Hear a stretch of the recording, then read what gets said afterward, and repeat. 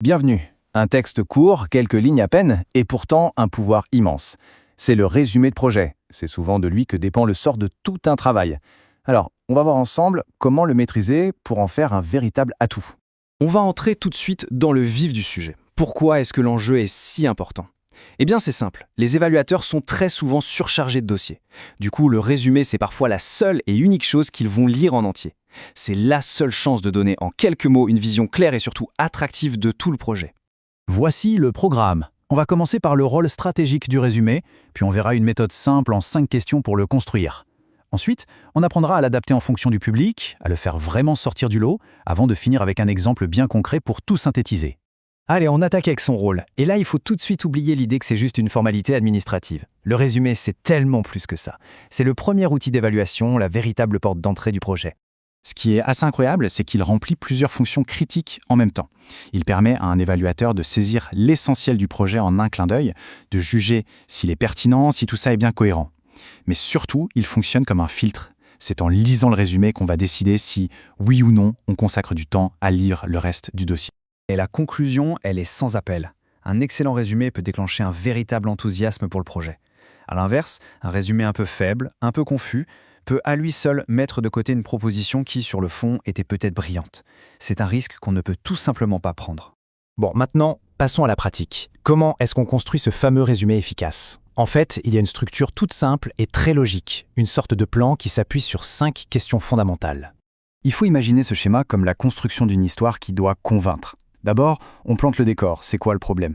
Ensuite, on annonce la quête, ce sont les objectifs. Puis, on explique comment on va s'y prendre, c'est la méthode. Et ce qu'on espère trouver, les résultats. Et enfin, on donne le sens de toute cette histoire. Le fameux « pourquoi c'est important », c'est l'impact, c'est ça qui fait toute la différence. Il y a une chose qu'il faut bien comprendre. Pour un évaluateur, c'est limpide. La clarté du résumé est le reflet direct de la clarté du projet lui-même. Un résumé solide, bien ficelé, c'est une promesse de rigueur. Ça inspire confiance, tout simplement. Avoir une bonne structure, c'est la base. Mais ça ne suffit pas. Un bon résumé n'est pas seulement bien construit, il est aussi adapté à son lecteur. C'est une compétence qui fait vraiment toute la différence. Il faut toujours se demander à qui est-ce que je suis en train de parler. En gros, on peut distinguer 2 grandes familles.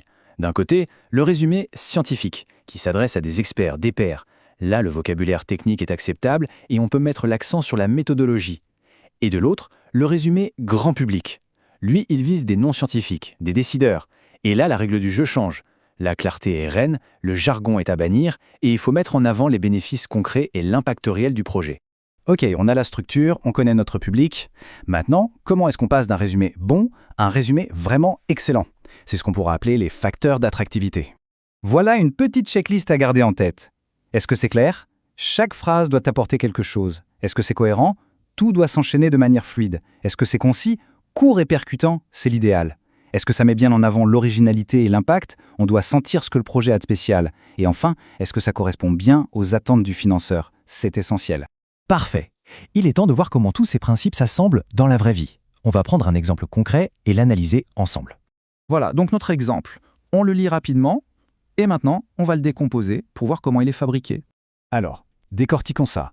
Le problème ? Analyser la vulnérabilité aux inondations. L'objectif ? Proposer des outils pour les collectivités. La méthode, une approche qui combine plusieurs types de données. Et l'impact, créer des cartes de risque et des recommandations concrètes.